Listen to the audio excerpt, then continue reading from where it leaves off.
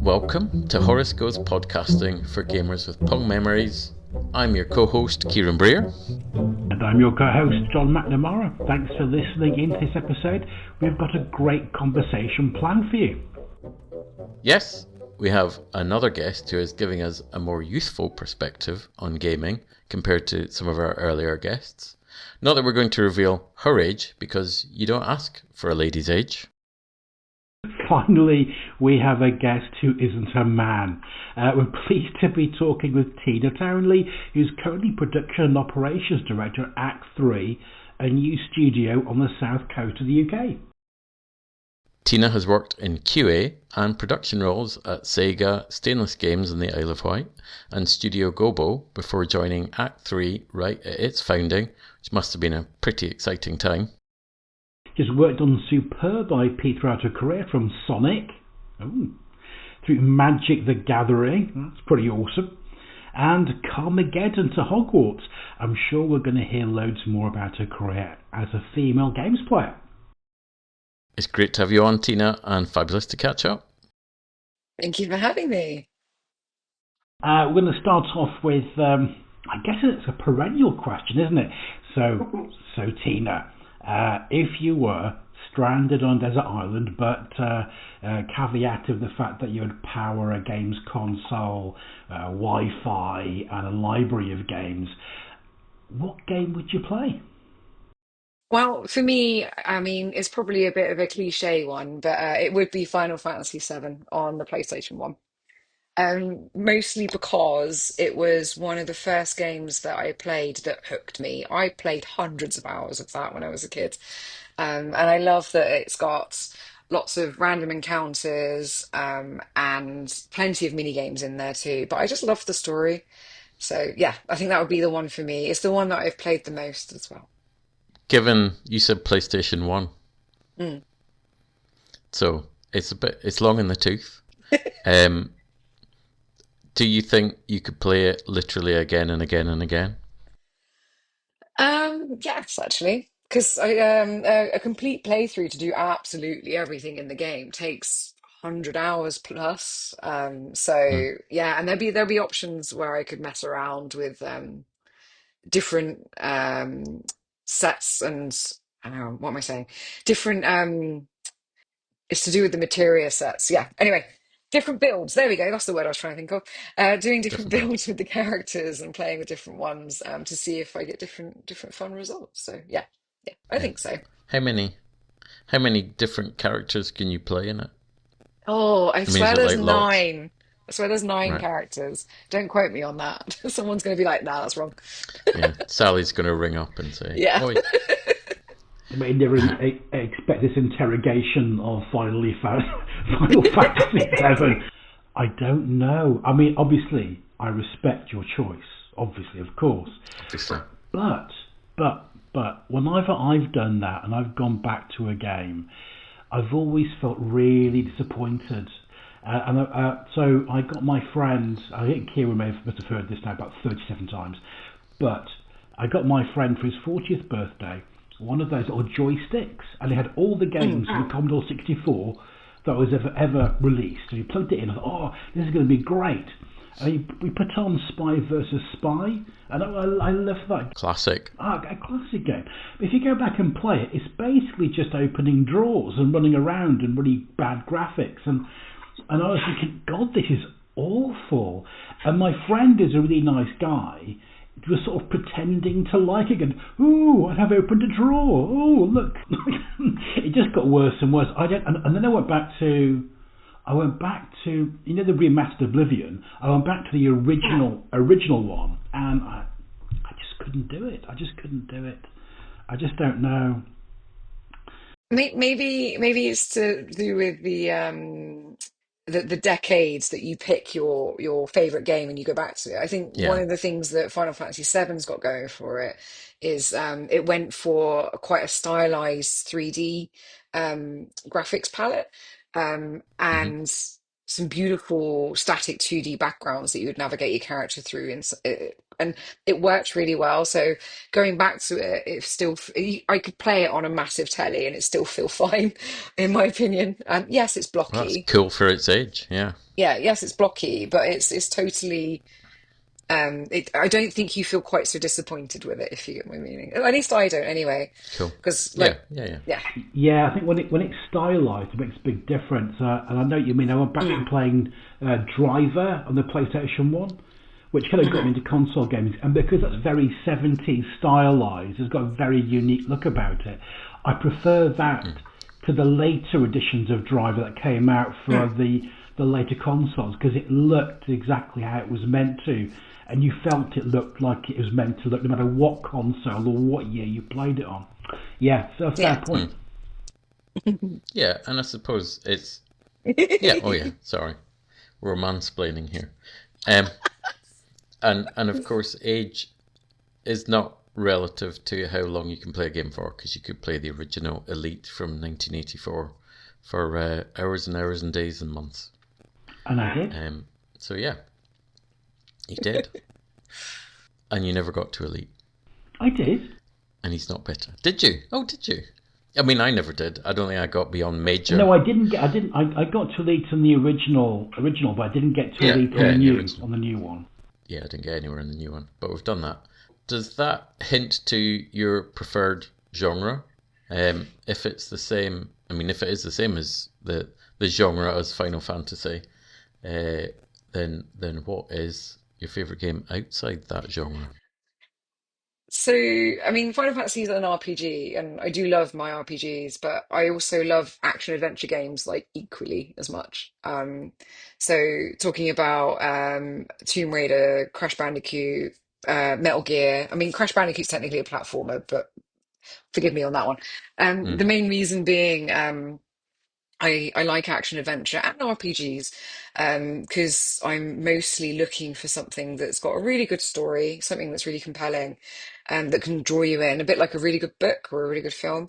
There's got to be action though, and there has to be some puzzles in there as well. I love solving a puzzle.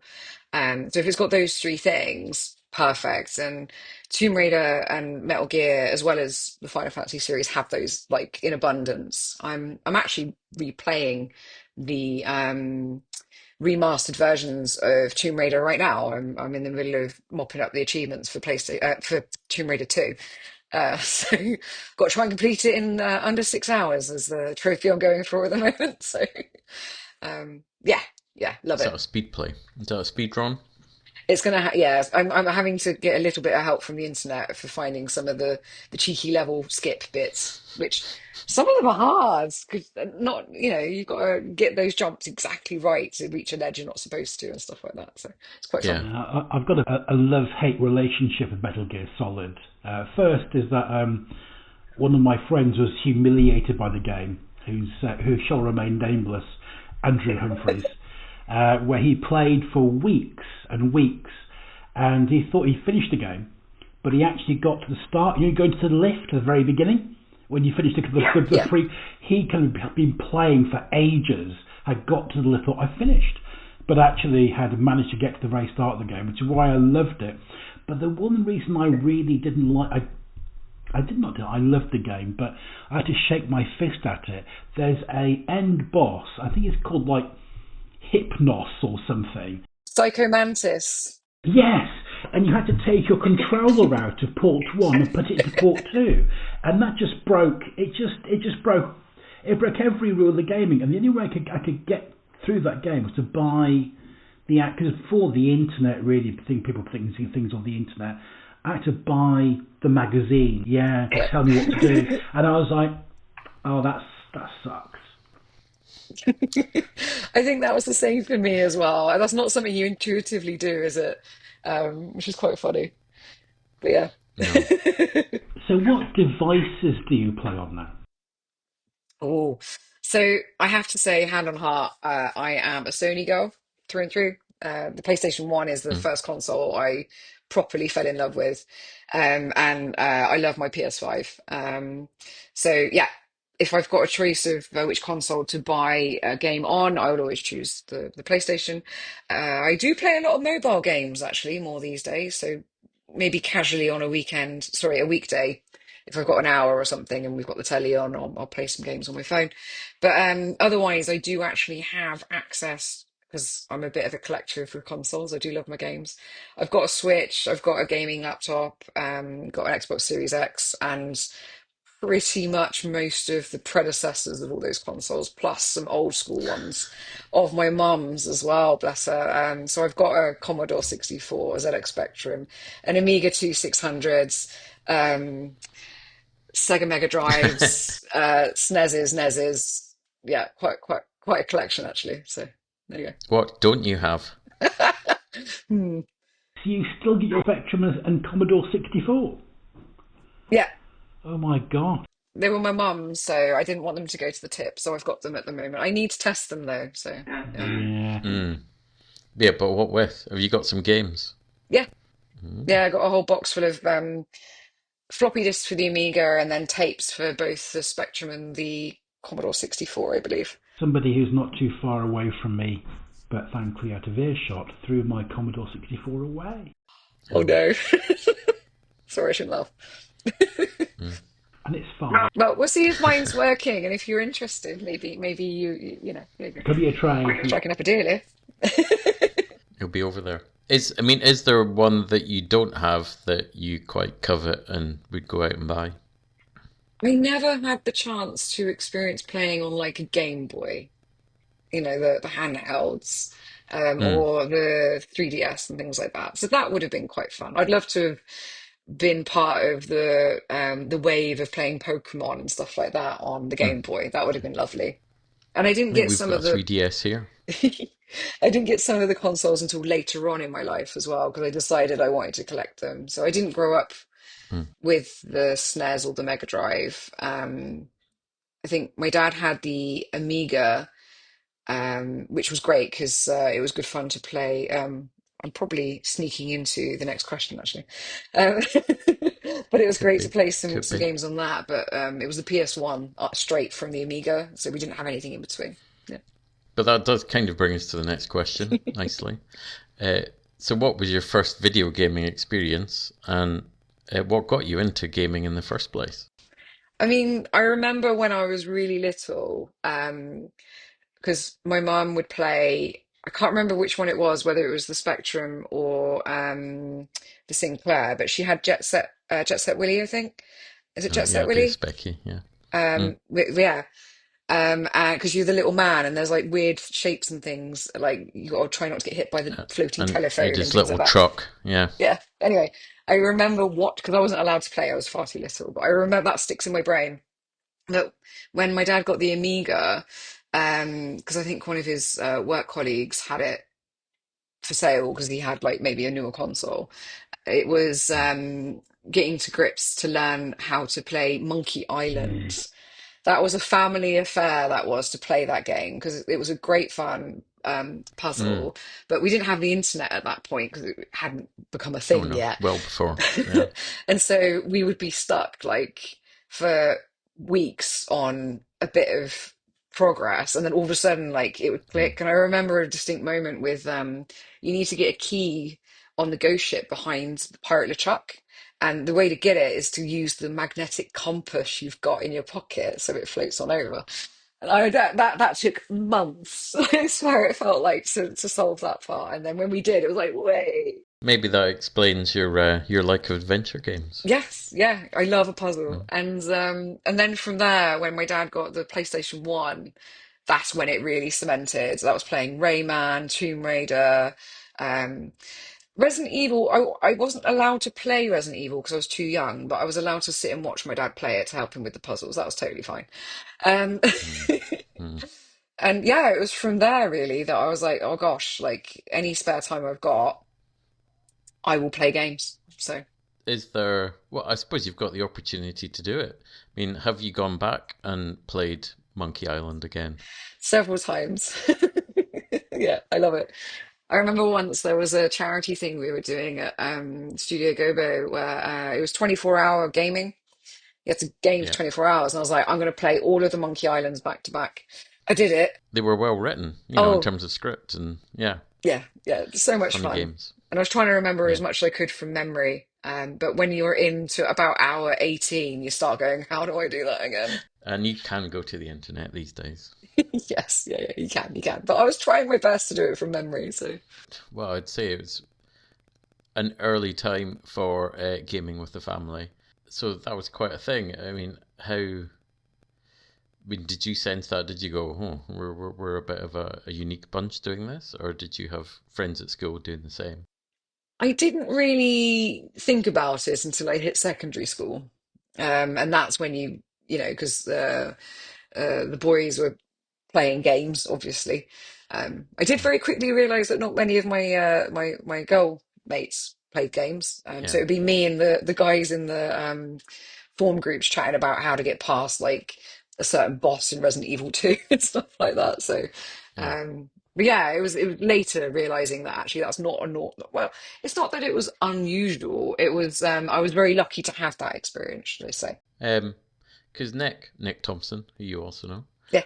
in our first interview, and he's well older even than me, because he said he gamed with his sons, but and even for your age, it'd be unusual to have parents who gamed at all. You rather superbly started to answer the next question, which was, why is it, do you think, that when a lot of other people stop playing, you continue to play through the secondary school rather than sort of like saying, no, no, no, it's not for me, I've got to do the things now. What was it that kept you going? If I'm honest, one of the main things is I really enjoy the interactive nature of video games because you can be a you can watch a film, you can get like absorbed into a Mm, film, last a couple of hours. It's kind of cool. Same maybe with mm, telly, but your mind can wander and it can drift off. It doesn't like hold you. And one thing I love about games is you can't drift off when you're playing a game, really, can you? It's very engaging, and what you influence the outcome of what's happening on your screen. mm. Sometimes in frustration, sometimes there's parts in games where you're like, why can't I get past this? But that's also Bloody part of platform. part of what I enjoy about it as well is it actually it does invoke more emotion, I feel. Yeah. Um, Films can as well, don't get me wrong. I like a good horror film. They give you emotions too. Fear. But yeah, so there was that, and also they last a long time, video games. And you can always replay them. Like I am even doing that right now. Because if I'm honest, when I was growing up, we didn't have a lot of money, tended to get things secondhand and whatnot. And so if there was, I didn't do any extracurricular activity hobbies at all because just couldn't afford it. And so games Mm, was a great thing for me to go do on my own, if you know what I mean, and yeah. have some enjoyment basically. It's really Hmm. good for escapism as well. So, Oh, if there very was good for that. a Yeah. lot of pressure at school or things weren't going very well, or for whatever reason, you can just sort of plug yourself into a different world for a few hours and it just eases the brain, as it were, for me. So, yeah. 100%. Yeah. No, it's a very fair point, I think. I've always a great fondness for the games I've played at certain parts of my life, and I must admit they've always sort of coincided with those areas where I've been quite stressed out, and I found a really good game to take me out of it, which is I don't know if that's a coincidence, but I wonder if it's not. I think that's probably you probably remember the good games. Yeah, Mm, absolutely. definitely do. As a female gamer, what's the online experience like these days? And is it better compared to when you started gaming online? I'd like to say that it is better than when I first started gaming online. Not going to say that I play a lot online, if I'm honest, because my favorite Mm, genres being action adventure and RPG and platforms, they tend to be a solo adventure. But I do remember, oh crikey, back on the PS3, because I'd never been able to join in with like a group or a guild or whatever for an online game. I think DC Universe got released. And it was the first time I was like, right, I'm going to make an extra effort to get it on Gonna release and do it. join everybody as they're playing it, Yeah. especially some of the colleagues, because I think I was at Stainless at the time, so some of the Mm. colleagues playing it, um, and played it for a bit, but it everyone lost interest really quickly, and I'm like, oh no, Oh I've just no. invested Yeah. in this game. I can't afford another one right now. And yeah, so I just never really managed to have the opportunity to have like an online crew, if you will. And Yeah. so I was left to go it alone with the general public. So I was okay if I didn't talk Mm. on voice channels Yeah. and That kind of providing, says it all. yeah, and providing my gamer tag wasn't anything particularly girly as well. Mm. Although I think if I remember rightly, it was a little bit girly. But anyway, but as soon as I would utter anything, um, either you'd be met with silence quite often, or Mm. I'll be told to go back in the kitchen. Yeah. That's a good one. Or if they're in my group and we're about to do a dungeon raid or something, they would leave the party. Uh, so yeah. So I often find Yeah. that it's just best if I say nothing. So more recent online gaming, I mean, so that was like what, back in the early 2010s, I want to say. That was what I was sort of experiencing. Yeah. So I just Yeah. didn't bother after that. Yeah. But during COVID, if I'm allowed to say that C word, You are. Yeah. I am good. Obviously, we're locked in our houses, and my husband's brother lives on the Isle of Wight, and we were like, what can we do so that we can have fun together? Because obviously, can't travel, can't see Yeah. each other, and whatnot. And we didn't Yeah. want him to be isolated. So Andy, my husband, was playing Overwatch, and they Hmm. were like, "Come on, Tina, come play Overwatch with Can us." I was like, join in. "Cool, Yeah. I'll get another Xbox secondhand, but Xbox One, just to play Overwatch," because at the time it wasn't cross platform. So, and yeah, we would spend most evenings playing Overwatch, but I enjoyed that because we would just go into an Xbox party together. So I didn't hear Mm. all the other people, all the general public people playing, because I just wasn't interested, basically. So yeah, I guess in terms of has it got better, I guess my main answer is I don't know because I don't engage with Uh-huh. it just because I've been burnt with it Mm. before. But I sincerely hope it has. There's nothing good about that experience. No, I must admit, I always Yeah. kind of like to think that the people who game, are slightly more forward thinking and sociable and well rounded people, Don't. and they're not. Not when you're kicking their ass. To the mirror, John. What are you talking about? But I don't know. I'm just a little bit sad. But yeah, you're right. Mm. You're absolutely right. There's a wonderful animated cartoon called Battlefield Friends, where they do kind of like little animations of them playing games and stuff, like little adventures and stuff like that. And one is where a girl joins their squad, and they're all like, "What do we do now?" He's pulling a shocked face just for the podcast. Yeah, but it's it's a shame. Yes, yeah, it's easy Mm. to be inconsiderate and rude when you're hiding behind an avatar on a console or a PC screen. Well, You that's wouldn't no say that to. excuse though in No, my no, it's no book. But excuse. yeah, No, I'm with you. given that there's a thinking time behind it and a creative process, so that people can reflect before they do anything crass or stupid. What about female characters in games? Do you think those have got richer and more complex than they were in the past? Um, I would say so. I mean, if I'm honest, like talking of Tomb Raider, like Lara Croft's like the OG badass, like Yeah, female yeah. character. Um, I thought she was like super cool when I was a kid. Still think she is. I'm Mm, replaying them now. Especially New Tomb Raider's good and fun, but I like the attitude of the 90s Lara Croft, if I'm honest. mm, Um, mm. but obviously, she's a very sexualized character as well. But me as Mm. a female gamer, I was just thought she was really cool regardless. Like it didn't really Yeah, bother me, if you yeah. know what I mean. You Um, can be both, of course. exactly.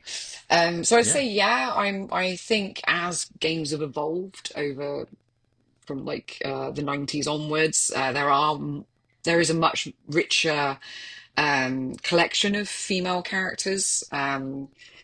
Like The Last of Us has got, good few yeah, characters in yeah, there. And there's been a lot more um, choice when it comes to making your own avatar as well.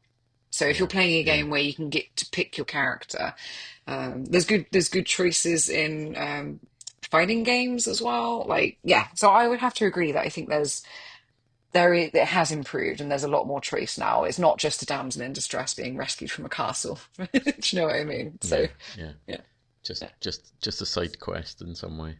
Do you think Yeah. there's more to do though? There's usually more to do, but How do you mean? Sorry.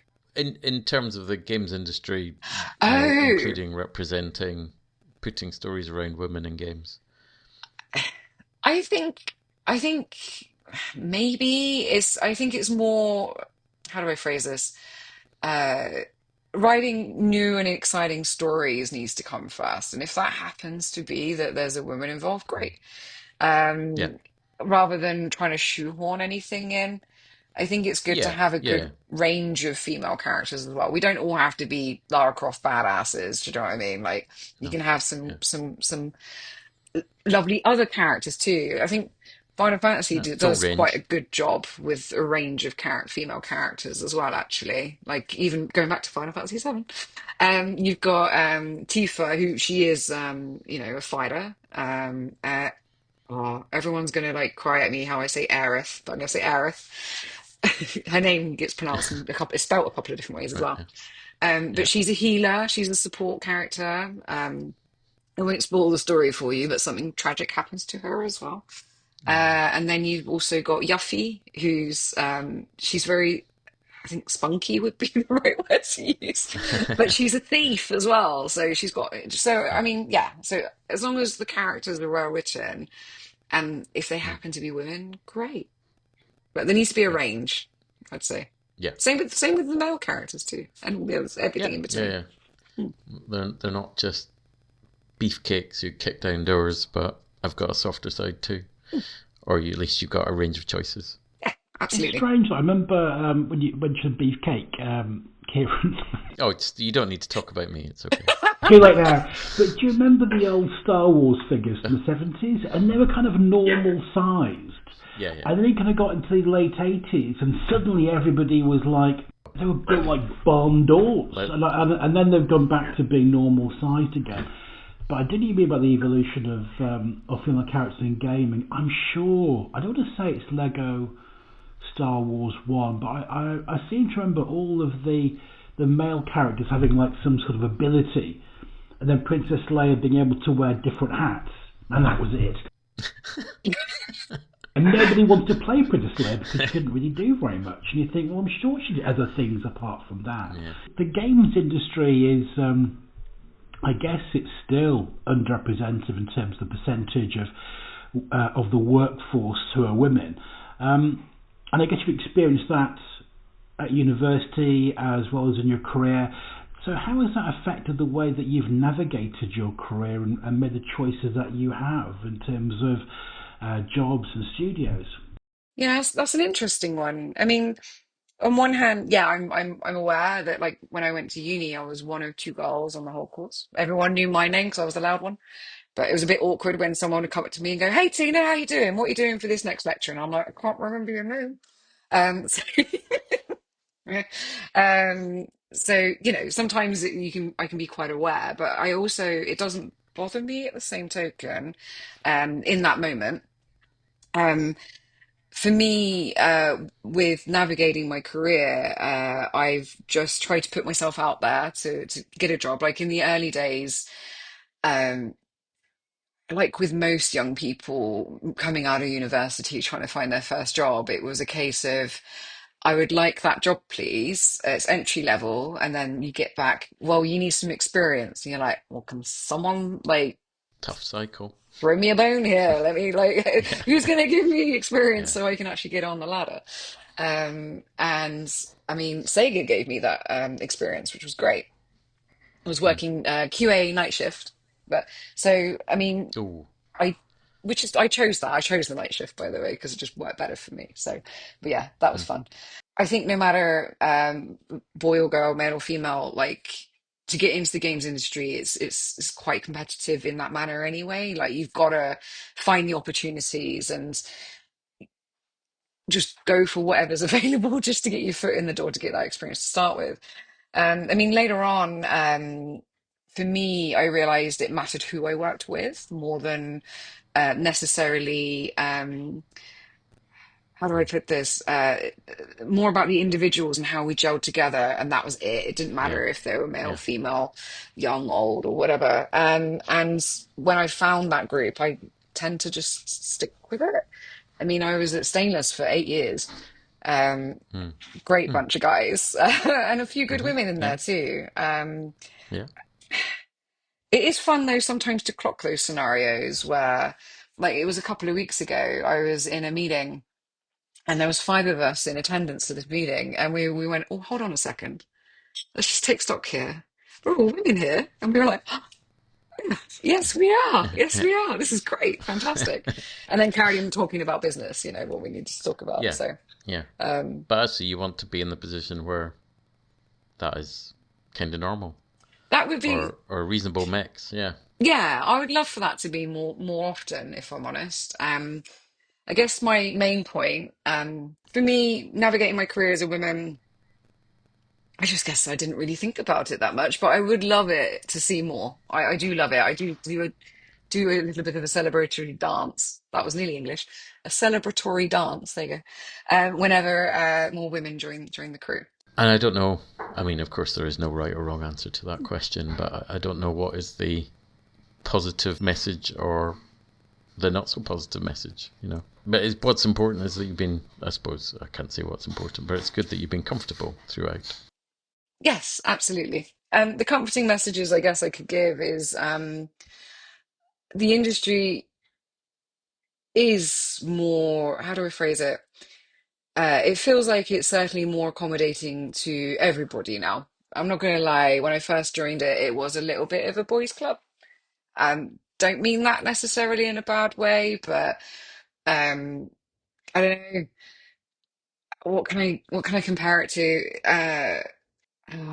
It's a bit like going around to a friend's house. Say you're a girl, you go around a friend's house and they're a boy, and their bedroom's just full of like cars and just things you're not necessarily quite so interested in.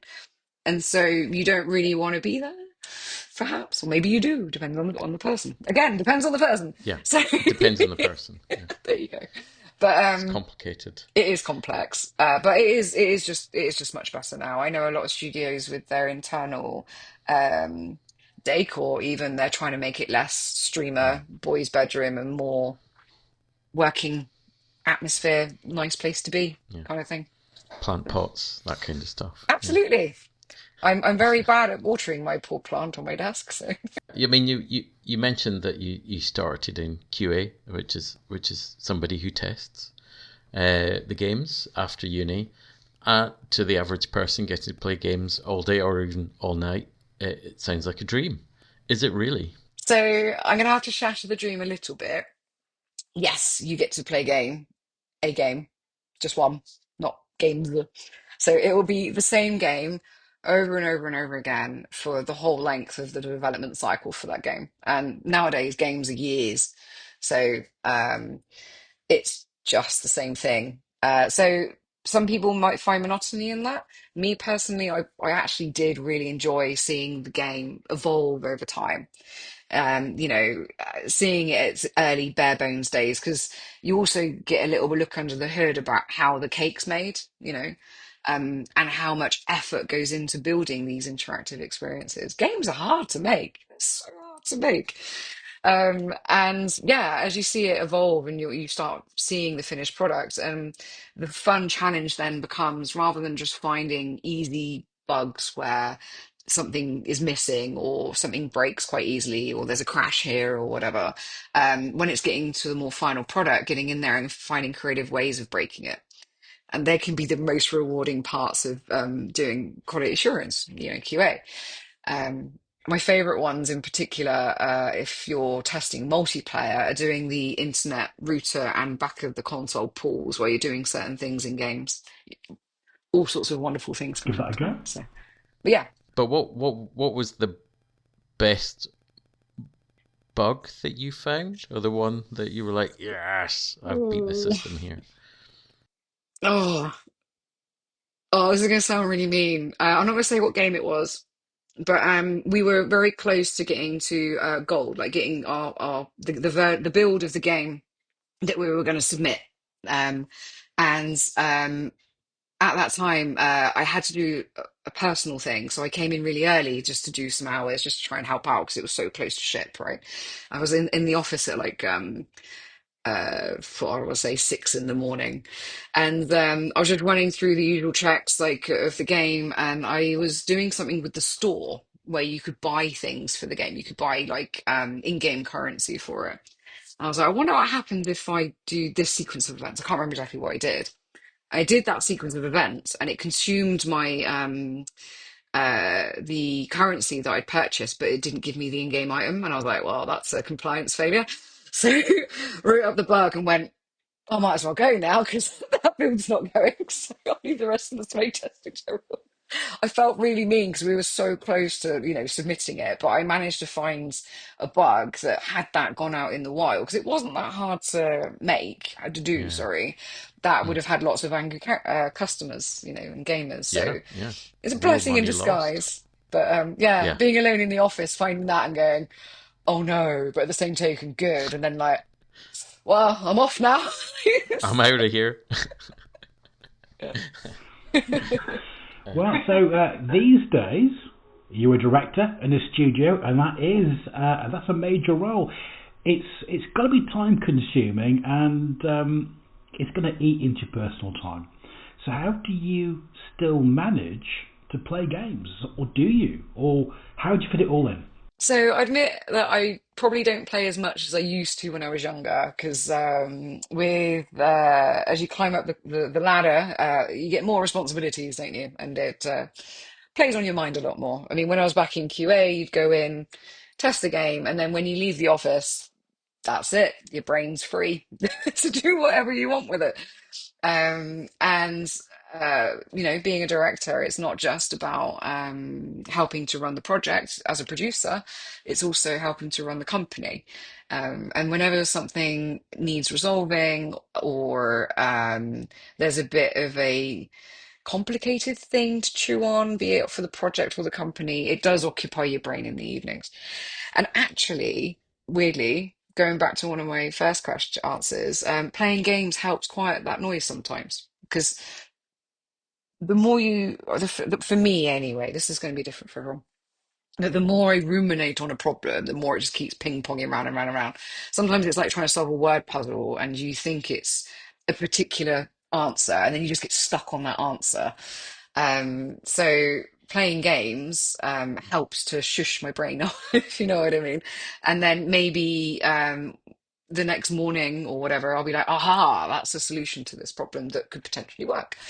So yeah, I'd say it is time consuming, but actually playing games helps as well. During the week, it's probably more mobile gaming that I'll do, just because it's something you can dip in and out of without needing to worry too much about the longer, the whole story. Weekends, though, if I've got a day to myself, it's definitely pajamas, snacks, and video games. So if I can get away with it. And what at the moment is, or does it vary, the right game for clearing the mind?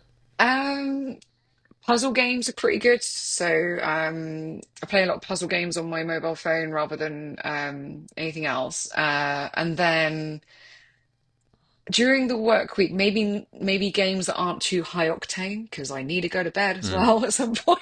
So yeah, yeah. if I'm playing like say I join Overwatch, Andy playing Overwatch, that would be too much. That would be too like so something a bit more serene during the week. But weekends, anything's game really. So Yeah. yeah, And that's part of the beauty, isn't it? That there is such a spectrum that it's like, choosing something for the right mood. And you can absolutely. do that. It's still a game, yeah. I think what I've been seeing recently is I think that whole issue with time demand from different parts of your life is being reflected in games, because I think playing multiplayer games, for example, it could go on for hours. You just don't know, or until the end of that kind of session, which could be 40 minutes. But I'm playing Helldivers at the moment. Woo! Which I really like. I'm a big fan of that. And you can now select games based on time. So you can say this is a 12-minute game, this is a 20-minute game, this is a 44-minute game. So you can jump into the experience that you want to have, which is really handy. So I've got a bit of time over a lunch break. I need to just rewind. I need to just relax for a while. I can pick a quarter of an hour game, play that, and have a good experience, rather than thinking, "Oh, I've got to go back, I've got a meeting in 3 minutes, and I'm only halfway through getting the Grail of Astaroth to the Wizard of Doom or something." Time just evaporates sometimes though when you're playing games, doesn't it? And sometimes that's a nice thing as well. So It should do, yeah. Yeah, as you say, or you said earlier, it's immersive and you want to get into that flow for absolutely. sure. Yeah. What advice do you have for women or other less represented groups in the games industry who are starting out in their careers today? And what advice would you give them about, say, getting to your job in a decade or two? I mean, all I can give is the advice of maybe the path I trod. So at the beginning, yeah, the hardest part I found was trying to find somewhere that would give you experience. QA is Hmm. typically an entry level spot to get into, and then that leads into being able to start networking and talking to other individuals, which I think is really valuable as well. If there's any industry events, I know in Brighton often there's different departmental events that people organize. Like there's an audio meetup, and obviously you've got develop there as well. So talking to people's key as well. LinkedIn Yeah. actually is pretty good these days for looking for jobs too. I remember when I was first searching, there wasn't really that much out there in terms of dedicated games websites. I think it was actually gamesindustry.biz that I used back in the day to look for games jobs.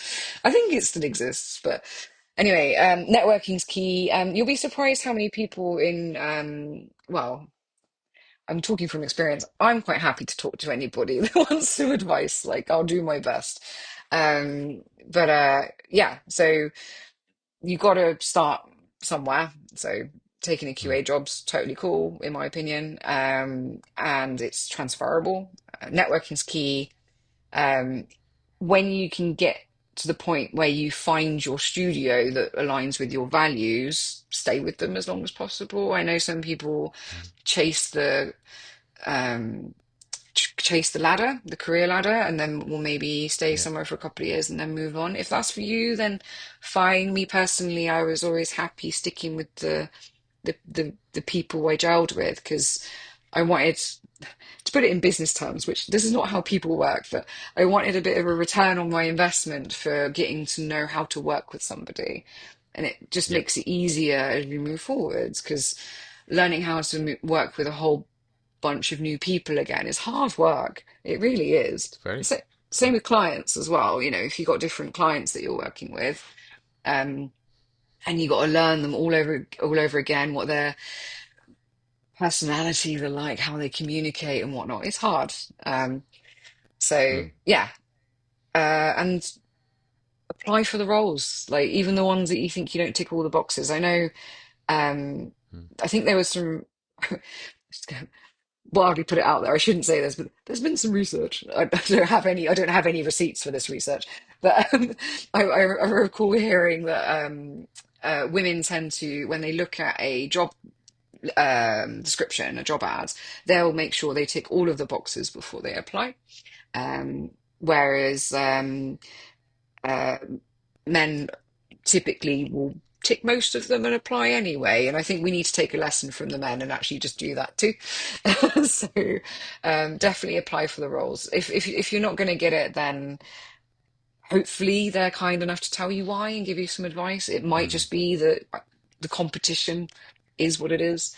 But sometimes, depending on what role you're going for, especially if you've got a portfolio, be it for art roles or if you did a code test for engineering roles or whatever else, there's going to be some learnings there about what you can do to improve as well. So, but yeah, for me, it's definitely about the people, and then the game you're working on and the genre of that is second to the people. People matter. There you go. Yep, yep. Yeah, one of my bosses was actually doing an interview at work yesterday. I mean, he was being interviewed by somebody else at work as a kind of a pseudo podcast at work, and he was saying, making the point that the people you work with will affect you. You become the people you work with, so it is very important to feel that you're in the right place for many reasons. Absolutely. And then you'll thrive and you'll do better there. It makes problem solving easier as well. You know, if you've worked through a few problems together with your colleagues and maybe you had a bit of a rough ride because, you know, sometimes you have differing opinions and things, it's all very professional. Once you've gone through Yeah. that once, you'll be like, I know this. And then you'll both just, you know, team up and then solve it and be like, oh, yeah, this is great. And you'll get such enjoyment out of it, honestly. Cool. Yeah, no, it's nice when teams gel. That's been great. It's been great to hear about your experience, and it's something different to what we've had before. I like your point about networking. I think that's important, and I think everyone that we've talked to on here, they've all, I mean, a couple of them had a lot of mentorship stories and encouraged and been keen for people starting out to reach out and make connections and learn. And for me, I think one thing that stood out, well, two things stood out for me really. One is that approach to breaking into an industry from somewhere where you might have felt like you're a bit of an outsider coming in. I think that's really interesting. I look after a lot of universities and students who are looking to go into various different careers, and I think that's really it's great to have that kind of a light, just showing, you know, ways that you can progress into those roles. But it's also nice to hear about some perspective who's different from me about the same games that I like, which is really nice as well, because you know, obviously I've got friends who are males who play games, and not so many that are female who play games. I never hear about that perspective, so it's really nice. It's really nice to hear that. So thank you so very much. My pleasure. Yeah, I don't get that perspective because nobody seems to like the games that I like, but yeah, I'll live with that. So it has been great to hear more about the industry in a different lens to our past guests from at least two perspectives, age and gender. And I think we've made it through an episode, correct me if I'm wrong, John, without talking about AI for the first time in ages. Oh my gosh. I know. You know, you're right. We haven't mentioned it yet. Maybe at the end we'll stick it in just for old times. Yeah. I'll get some AI to add a question and impersonate our voices and all sorts. I'm actually a chatbot that just drinks wine and gets lines wrong. But folks, please let us know your thoughts on our Horoscopes podcasting Facebook page, which we're all hip and groovy, I think, as the youngsters say in the 60s. Or on our Instagram account, which I didn't know we had until now. Kieran, you cool. Legend. Fantastic. So did you hear something that reflects your own experience? Please do share it with us. We're always keen to hear from you. We are. If you haven't listened to any of our other episodes, then do check them out. We have half a dozen insightful conversations with people who've been gaming all their lives and have made massive contributions to the games that we all play. Yeah, I think for me, if I reiterate, I know, working with a lot of people in academia, a lot of people looking to go into industries, and they really want some advice from people who have done just that. So this is going to be really, really helpful. So I think you're going to have some student fans. I'm absolutely sure when I distribute it to them. So thank you so much for that. And folks, you can search for Escapist Podcasting on Spotify, Amazon, Apple, or YouTube. My YouTube channel. No videos on YouTube. It's just audio. It's safe. It's okay. But thanks again, Tina. It's been great conversation, and we've learned a lot about the games world, how that looks for a woman. So yeah, thanks very much again. My pleasure. Thank you, and goodbye, everyone. Cheerio. Thank you. Goodbye.